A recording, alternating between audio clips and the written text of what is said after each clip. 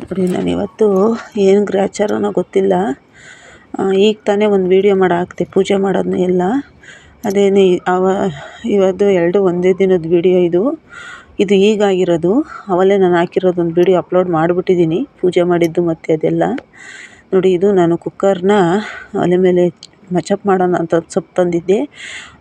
ಅದನ್ನು ಎಲ್ಲ ಕೂಡಿಸ್ಬಿಟ್ಟು ಒಲೆ ಮೇಲೆ ಇಟ್ಬಿಟ್ಟು ನಾನು ಅಕ್ಕಿ ನೆನೆಸಿಟ್ಟೋಗಿದ್ದೆ ಬೆಳಗ್ಗೆಗೆ ದೋಸೆ ಹುಯ್ಯೋಣ ಅಂದ್ಬಿಟ್ಟು ಅದನ್ನು ರುಬ್ತಿದ್ದೆ. ಮತ್ತು ಕುಕ್ಕರೆಲ್ಲ ಇಕ್ಕಿದ್ದೆ. ಕುಕ್ಕರು ನೋಡಿ ಇದು ಇಡೀ ಬ್ಲಾಸ್ಟ್ ಆಗಿಬಿಟ್ಟು ಒಲೆ ಮೇಲಿಂದ ಕೆಳಗೆ ಕುಕ್ಕರ್ ಬಿದ್ದುಬಿಡ್ತು. ನನಗೆ ಭಯ ಆಗೋಯ್ತು. ಆಮೇಲೆ ಮನೆ ತುಂಬ ಎಲ್ಲ ಹೊಗೆ ತುಂಬ್ಕೊಬಿಡ್ತು. ಭಯ ಆಗೋಯ್ತು. ನನ್ನ ಲೈಫಲ್ಲಿ ನಾನು ಫಸ್ಟ್ ಟೈಮ್ ಈ ಥರ ಕುಕ್ಕರ್ ಆಗಿರೋದು ನೋಡಿರೋದು. ನಾನು ಯಾವತ್ತೂ ಕುಕ್ಕರಲ್ಲಿ ಸುಮಾರು ವರ್ಷದಿಂದ ನಾನು ಮಾಡ್ತಾಯಿದ್ದೆ. ಬಟ್ ಇದು ಒಂದು ಪಾಠ ಅನ್ಕೊತೀನಿ ಇವಾಗ. ನಾನು ಏನೂ ಮಾಡಿಲ್ಲ, ಅದು ಲೂಸು ಹಾಕಿರಲಿಲ್ಲ, ಏನಿಲ್ಲ. ನೀಟಾಗಿ ಎಲ್ಲ ತೊಳೆದ್ಬಿಟ್ಟೆ ನಾನು ನೆನೆಸ್ಬಿಟ್ಟು ಹಾಕ್ತೀನಿ. ನಾನು ಹಂಗೆ ಹಾಕಲ್ಲ, ನೀರಾಗೆ ಹಿಂಗಂದ್ಬಿಟ್ಟೆ ಹಾಕೋದು. ನೋಡಿ ಎಲ್ಲ ಸಿಡಿದ್ಬಿಡ್ತು ಕೆಳಕ್ಕೆ. ಒಂಚೂರು ಏನಾದರೂ ಕುಕ್ಕರ್ ಅಂದರೆ ಓಪನ್ ಆಗಿರಲಿಲ್ಲ. ಅದೇನೋ ಓಪನ್ ಆಗಿತ್ತು ಅಂದರೆ ಇವತ್ತು ನಾನು ಬಿನ್ನೆಲ್ಲ ಏನಾಗ್ಬಿಡೋದು ಗೊತ್ತಿಲ್ಲ. ನನಗೇನಾಗ್ತದಂತ ನನಗೆ ಗೊತ್ತಾಗ್ತಿಲ್ಲ. ನಿಜವಾಗ್ಲೂ ಭಯ ಆಗೋಯ್ತು. ಆಮೇಲೆ ಹಂಗೂ ಗೋಡೆಗೆಲ್ಲ ಸಿಡಿದ್ಬಿಟ್ಟೈತೆ ಮತ್ತು ಮೇಲ್ಗಡೆಲ್ಲ ಸಿಡಿದ್ಬಿಟ್ಟೈತೆ. ಅದೆಲ್ಲ ತೊಳಿತಾ ಇದ್ದೀನಿ. ನಿಜವಾಗ್ಲೂ ಅದೇನಾದರೂ ಒಂದು ಸ್ವಲ್ಪ ಕುಕ್ಕರ್ ಫುಲ್ಲು ಬಾಯೇ ಓಪನ್ ಆಗಿದ್ರೆ ನಾನೇ ಇವತ್ತು ನನ್ನ ಮೈ ಅರ್ಧ ಬೆಂದೋಗ್ಬಿಡೋದೇನೋ. ನಾನು ಯಾವತ್ತೂ ಅಷ್ಟೇ ಕುಕ್ಕರಲ್ಲಿ ಈ ಥರ ನಾನು ಯಾವತ್ತೂ ನೋಡಿಲ್ಲ. ಯಾಕಂದರೆ ನಾನು ಹುಷಾರಾಗಿ ಹಾಕಿದ್ದೆ, ನಾನೆಲ್ಲ ನೀಟಾಗಿ ಹಾಕಿಯೇ ನಾನು ಇಟ್ಟಿದ್ದು. ಅದು ಇಡೀ ಏನೋ ಪ್ರಾಬ್ಲಮ್ ಆಗಿಬಿಟ್ಟು ಇಡೀನೂ ಸಹ ಎಲ್ಲ ಚೆಕ್ ಮಾಡಿದ್ದೆ ನಾನು. ಅದೇನಾಯಿತು ಅಂತ ಗೊತ್ತಿಲ್ಲ. ಇಡೀ ಬ್ಲಾಸ್ಟಾಗಿ ಕೆಳಕ್ಕೆ ಮುರ್ಕೊಂಡು ಇಡೀ ಎಲ್ಲ ಫುಲ್ಲು ಇಡೀ ಎಲ್ಲ ಮುರಿದೋಗ್ಬಿಟ್ಟೈತೆ. ಆಮೇಲೆ ಗೋಡೆಗೆಲ್ಲ ಬಿದ್ದೋಗ್ಬಿಟ್ಟಿತ್ತು. ನನಗೆ ಇದೆಲ್ಲ ಒರೆಸ್ತಾ ಇದ್ದೀನಿ. ಅಪ್ಪ ಎಷ್ಟು ಭಯ ಆಗೋಯ್ತು ಅಂದರೆ ಇವತ್ತು ನನ್ನ ತಾಯಿ ಚಾಮುಂಡೇಶ್ವರಿನೇ ನಾನು ಇವತ್ತು ಜೀವ ಉಳಿಸೋಳೆ ಅಂದ್ಕೊಂಡಿದ್ದೀನಿ. ಯಾಕೆ ಅಂದರೆ ಯಾವತ್ತೂ ನನಗೆ ಈ ಥರ ಆಗಿರಲಿಲ್ಲ. ನನಗೆ ನಿಜವಾಗ್ಲೂ ಸಖತ್ತು ಒಂಥರ ಭಯನೂ ಆಗೋಯ್ತು. ಆಮೇಲೆ ಇನ್ನೇನು ಇಲ್ಲ, ಬರೀ ಕುಕ್ಕರು ಇಡೀ ಕಳ್ಚ್ಕೊಂಡು ಕೆಳಗೆ ಬಿದ್ದಿದ್ದಷ್ಟೇ. ಆಮೇಲೆ ಅದೇನಾದರೂ ಬಾಯಿ ಓಪನ್ ಆಗಿಬಿಟ್ಟಿದ್ರೆ ಏನಪ್ಪ ಮಾಡೋದು. ಸುಮಾರು ಜನ ಕೇಳಿದ್ದೀನಿ ನಾನು, ಕುಕ್ಕರ್ ಓಪನ್ ಆಗಿ ಎಲ್ಲ ಇದಾಗಿರೋದು. ನಂಗೆ ನಿಜವಾಗ್ಲೂ ಇವತ್ತು ಎಷ್ಟು ಭಯ ಆಗೋಯ್ತು ಅಂದರೆ ಅಪ್ಪ ನಂಗಾಗೋಯ್ತು. ಆಮೇಲೆ ಹೊಗೆ ತುಂಬ ತುಂಬ್ಕೊಬಿಡ್ತು ಮನೆ ತುಂಬ. ಆಮೇಲೆ ಓಡೋಗ್ಬಿಟ್ಟೆ ಆಚೆ. ಆಮೇಲೆ ಅಲ್ಲಿ ಎಲ್ಲ ನೀರೆಲ್ಲ ಚೆಲ್ಬಿಟ್ಟಿತ್ತಲ್ಲ ಕುಕ್ಕರ್ದು ಸಾಂಬಾರಿಂದ, ಅದೆಲ್ಲ ಜಾರು ಬೀಳೋಂಗೆ ಆಗೋಯ್ತಾ. 1-2 ಸಲ ಜಾರು ಬೀಳುತ್ತಿದ್ನೇನೋ ಗೊತ್ತಿಲ್ಲ. ಆಮೇಲೆ ಹೊಗೆ ಎಲ್ಲ ತುಂಬ್ಕೊಬಿಡ್ತು. ನೋಡಿ ಇದೆಲ್ಲ ಹಿಂಗಾಗ್ಬಿಟ್ಟೈತೆ. ಎಲ್ಲ ಒರೆಸ್ಬೇಕು ಇವಾಗ.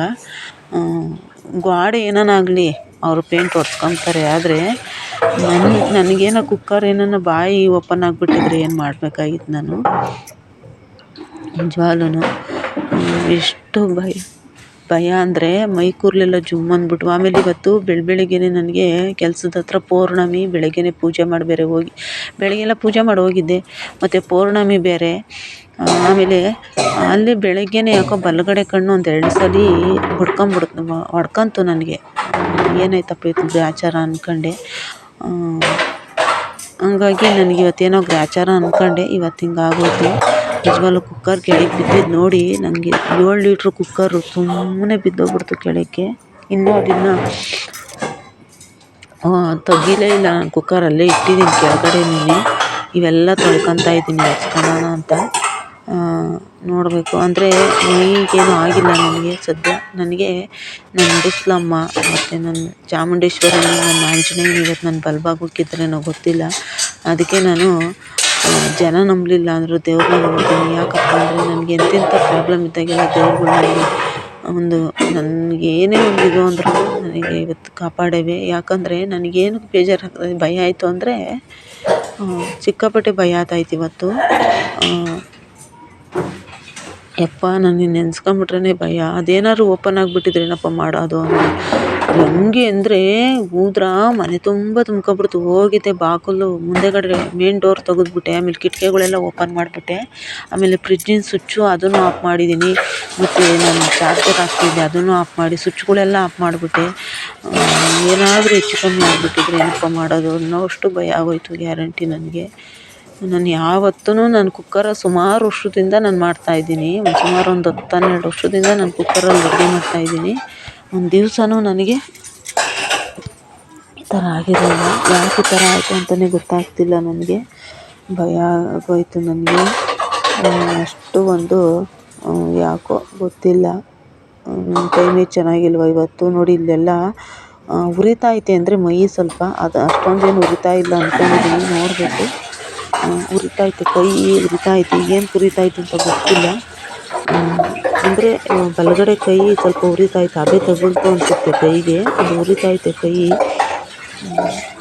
ಆದ್ರೂ ಪಾತ್ರೆ ಎಲ್ಲ ತೊಳೆದ್ಬಿಡೋಣ ಅಂತೇಳಿ ಎಲ್ಲ ತೊಳಿತಾ ಇದ್ದೀನಿ. ನೆಲ ಅಂತೂ ಒರ್ಸೋಕ್ಕಾಗ್ತಿಲ್ಲ.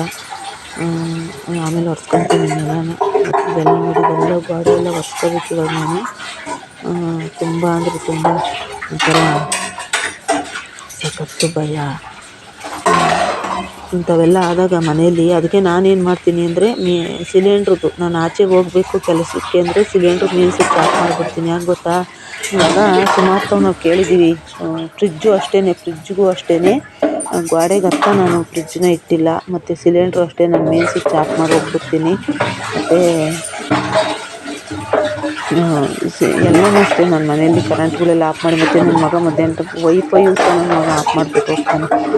ಎಲ್ಲ ಆಫ್ ಮಾಡಿ ಸ್ವಿಚ್ಗಳೆಲ್ಲ ಆಫ್ ಮಾಡಿ ಫ್ರಿಜ್ ಒಂದು ಆನ್ ಆಗಿರುತ್ತೆ ಅಷ್ಟೇ ನಮ್ಮ ಮನೆಯಲ್ಲಿ.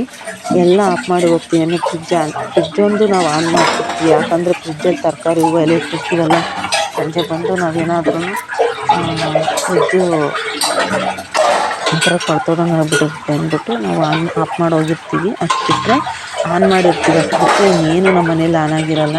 ಮೇನ್ ಸ್ವಿಚ್ ಎಲ್ಲ ನಾನು ಆಫ್ ಮಾಡೇ ಹೋಗೋದು. ನಾನು ಏನೇ ಮರೆತ್ರೂ ಸಿಲಿಂಡ್ರದ್ದು ಮೇನ್ ಸ್ವಿಚ್ ಮಾತ್ರ ಮರೆಯೋಲ್ಲ, ಆಫ್ ಮಾಡೇ ಹೋಗೋದು. ನೋಡಿ ಹಂಗೂ ಎಷ್ಟು ಎಚ್ಚರಿಕೆಯಾಗಿ ನಾನು ಮಾಡಿದ್ರೂ ಈ ಥರ ಆಗೋಗ್ಬಿಡ್ತು. ನಿಜವಾಗ್ಲೂ ಒಂಥರ ಭಯ. ಇಂಥವೆಲ್ಲ ನೋಡಿದಾಗ ಅದು ಬಾಡಿಗೆಗಳ ಮನೆಯಲ್ಲಿ ಈ ಥರ ಎಲ್ಲ ಆದಾಗ ಎಷ್ಟು ಭಯ ಆಗುತ್ತೆ. ಅದು ಸ್ವಂತ ಮನೆ ಆದರೂ ಒಂದು ಪಕ್ಷ ಬಿಡು ಅಂತ ಅನ್ಬೋದು. ಬಾಡಿಗೆ ಮನೇಲಿ ಏನಾದರೂ ಹೆಚ್ಚು ಕಮ್ಮಿ ಆದಾಗ ನಮಗೇನಪ್ಪ ಗೊತ್ತು ಗ್ಯಾರಂಟಿ. ಒಂಥರ ಭಯನೂ ಆಯಿತು.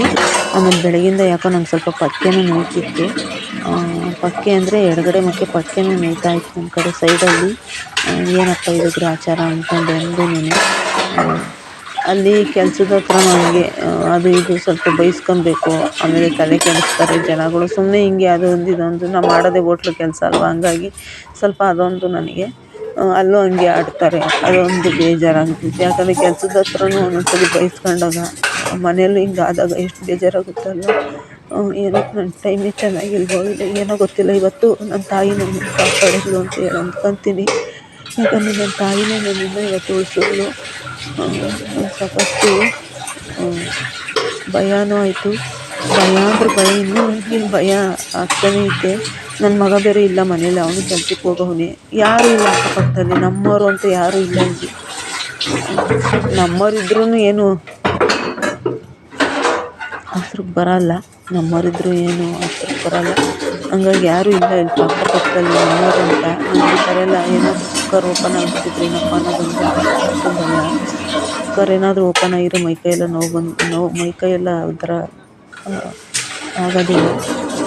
ನಾನು ಎಲ್ಲ ಎಚ್ಚರಿಕೆಗಿರ್ತೀನಿ. ಒಂದೊಂದ್ಸಲಿ ಈ ಥರ ಆಗೋಗ್ಬಿಡುತ್ತೆ. ಕುಕ್ಕರು ನಿಜವಾಗ್ಲೂ ಅದು ಯಾವ ಥರ ಓಪನ್ ಆಯಿತು ಇಡೀ ಅಂತಲೂ ಗೊತ್ತಾಗ್ತಿಲ್ಲ. ಅದು ಯಾವ ಥರ ಏನಾಯಿತು ಅಂತಲೇ ನನಗೆ 5 ನಿಮಿಷ ನನಗೆ ಇನ್ನೂ ನನ್ನ ನೆಲದಲ್ಲೆಲ್ಲ ನೀರು ನಿಂತೈತೆ. ಅದ್ರ ಮೇಲೆ ಪಾತ್ರೆಗಳೆಲ್ಲ ತೊಳೆದಿರ್ತಾ ಇದ್ದೀನಿ. ಪಾತ್ರೆಗಳೆಲ್ಲ ಕ್ಲೀನ್ ಮಾಡ್ಕೊಂಬಿಡೋಣ. ಎಲ್ಲ ಕಡೆಗೂ ಸಿಡಿದ್ಬಿಟ್ಟೈತೆ ನಿಜವಾಗ್ಲೂ. ಅದೆಲ್ಲ ಇವಾಗ ಕ್ಲೀನ್ ಮಾಡಬೇಕು ಅಂದರೆ ಇನ್ನೂ ಸುಮಾರು ಹೊತ್ತಾಗುತ್ತೆ. ನೋಡಿ ಇದು ನಾನು ಕ್ಲೀನ್ ಮಾಡ್ತಿದ್ದೆ, ಕೈ ತೊಳ್ಕೊಳ್ಳೋಕೆ ನನಗೆ ಪಾತ್ರೆ ತೊಳಿತಾ ಇದ್ದೆ ಆಗಲಿಲ್ಲ. ಏನಕ್ಕಪ್ಪ ಸುಮಾರಾಗಿ ಉರಿತಾ ಇತ್ತು.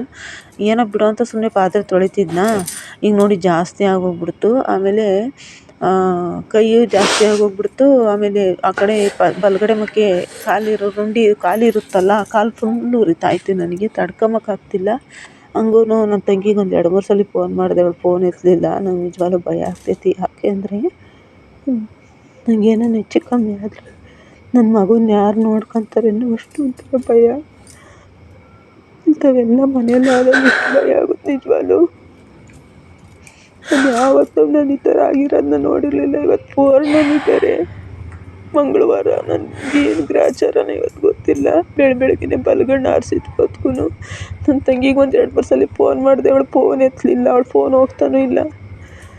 ನಮ್ಮ ಕಷ್ಟ ಹೇಳ್ತಾರೆ, ನಾವಿಲ್ವಾ, ನಾವು ಯಾರೂ ಇಲ್ಲ ಅಂದ್ಕೋಬೇಡ, ನಾವೆಲ್ಲ ಇದ್ದೀವಿ ಅಂತ. ಇಂಥ ಟೈಮಲ್ಲಿ ಯಾರು ನಿಜವಾಗ್ಲೂ ಎಷ್ಟು ಉರಿತಾಯಿತ್ತು, ಕೈಯನ್ನು ತಡ್ಕೊಳಕ್ಕಾಗ್ತಿಲ್ಲ. ನನ್ನ ಮಗಂಗೆ ಫೋನ್ ಮಾಡಿದೆ ಎತ್ಕೊಂಡು, ನನ್ನ ಮಗ ಬರ್ತೀನಿ ತಡೆಯಮ್ಮ ಅಂತೇಳಿ ಕೆಲ್ಸಕ್ಕೆ ಹೋಗಿದ್ದಾನೆ, ಬರ್ತೀನಿ ತಡೆಯಮ್ಮ ಅಂತ. ಅದಕ್ಕೆ ಅವನಿಗೆ ಕಾಯ್ತಾ ಇದ್ದೀನಿ. ನಿಜವಾಗ್ಲೂ ಎಷ್ಟೊಂದು ಭಯ ಅಂದರೆ ಎಷ್ಟು ಎಲ್ಲೋ ದುಡ್ಕೊಂಡು ತಿನ್ಕೊಂಡು ನನ್ನ ಮಗುನ ಓದಿಸ್ಕೊಂಡು ಎಲ್ಲ ಜೀವನ ಮಾಡಬೇಕು ಅಂತ ಇದ್ದೀನಿ. ನಾನು ಯಾವ ಆಡಂಬರನೂ ಕೇಳಲ್ಲ.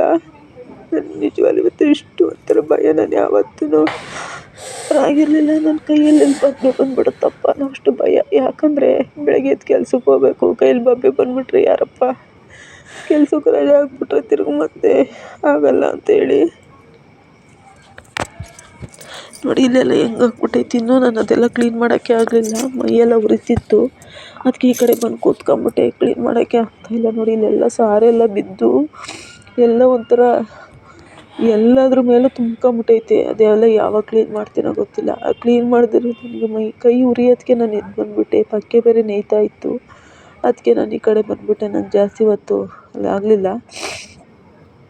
ಈ ಕಣ್ಣು ಬೇರೆ ಬೆಳಗಿಂದಲೂ ನೇಯ್ತಾನೇ ಇತ್ತು, ಎಡಗಣ್ಣು ನನಗೆ, ಬಲಗಣ್ಣು ಬೇರೆ ನೇಯ್ತಿತ್ತಾ, ಅದು ಬೇರೆ ಒಂದು ಕಡೆ ನೋವು. ಈ ಕಡೆ ಪಕ್ಕೆ ಯಾಕೋ ಪಕ್ಕೆಗೆ ಸ್ವಲ್ಪ ನೋವು ಬರ್ತಾಯಿದೆ, ಯಾಕೋ ಗೊತ್ತಾಗ್ತಿಲ್ಲ. ಮತ್ತು ಇದು ಬೇರೆ ಹಿಂಗಾಯ್ತಾ ಎಲ್ಲ. ಇವತ್ತೇನೋ ನನಗೆ ಎಲ್ಲ ಒಂದೇ ಸಲ ನನಗೆ ಯಾಕೋ ಇವತ್ತು ಯಾರ್ಯಾರು ಶಾಪಗಳೋ, ಯಾರ್ಯಾರು ನೊಂದ್ಕೊಂತಾರೋ ಗೊತ್ತಿಲ್ಲ.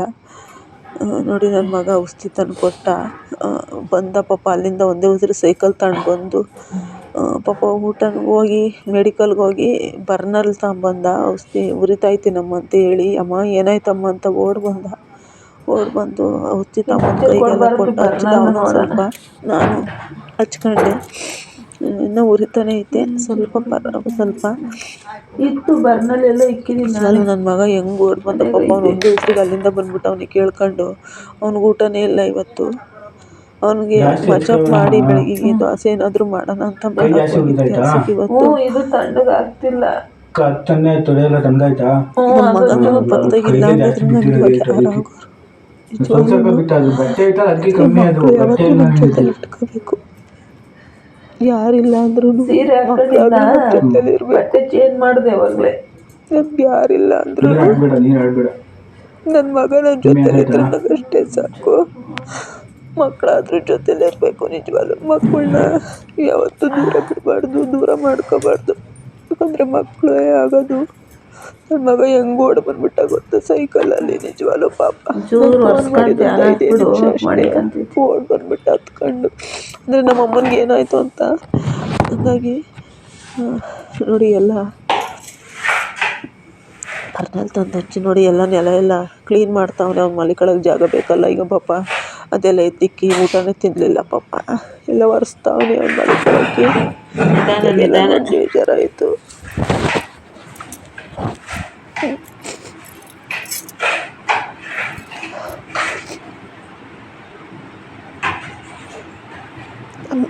ದಾರಿ ನನಗೊಂದೊಂದೇ, ಅವನೊಬ್ಬನ ಜೊತೆಲಿದ್ರೆ ನನಗೆ ಯಾರು ಬೇಡ ಅನಿಸುತ್ತೆ. ಒಂದೊಂದ್ಸಲಿ ಎಲ್ಲ ನಾವಿದ್ದೀವಿ ಅಂತಾರೆ, ಯಾರು ಇಂಥ ಟೈಮಲ್ಲಿ ಆಗಲ್ಲ. ಫೋನ್ಗಳು ಮಾಡಿ ಫೋನ್ಗಳು